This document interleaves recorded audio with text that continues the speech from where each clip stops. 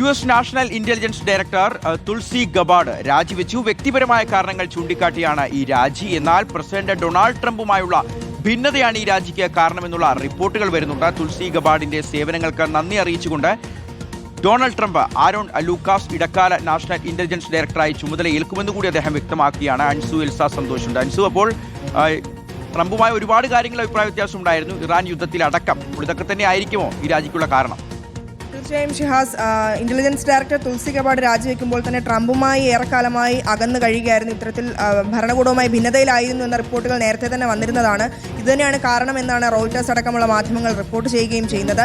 എന്നാൽ അർബുദം സ്ഥിരീകരിച്ച ഭർത്താവിനെ പരിചരിക്കുന്നതിനായിട്ടാണ് രാജി എന്നാണ് എന്ന തരത്തിലാണ് ട്രംപ് ഇതിനോട് പ്രതികരിച്ചിട്ടുമുള്ളത്. തുൾസി ഗബാർഡ് ഫോക്സ് ന്യൂസ് ആണ് ഈ വാർത്ത ആദ്യം റിപ്പോർട്ട് ചെയ്യുന്നത്. അതിന് പിന്നാലെ തന്നെ തുൾസി ഗബാർഡ് രാജിക്കത്ത് എക്സിൽ പങ്കുവയ്ക്കുകയും ചെയ്തിരുന്നു.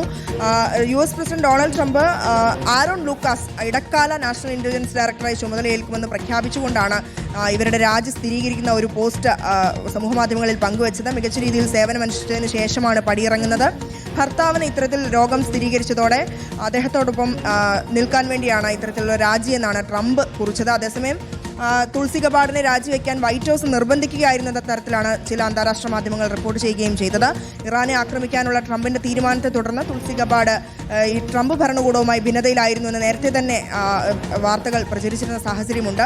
ഈ ഒരു നീക്കം ഭിന്നതയ്ക്ക് കാരണമായി എന്ന റിപ്പോർട്ടുകളാണ് വരുന്നത്. മറ്റൊന്ന്, ഈ national counter terrorism centre director Joe കെന്റും ഇത്തരത്തിൽ യുദ്ധത്തെ പിന്തുണയ്ക്കാൻ കഴിയില്ല എന്ന് കാണിച്ചുകൊണ്ട് രാജിവെക്കുന്ന സാഹചര്യം ഉണ്ടായിരുന്നു.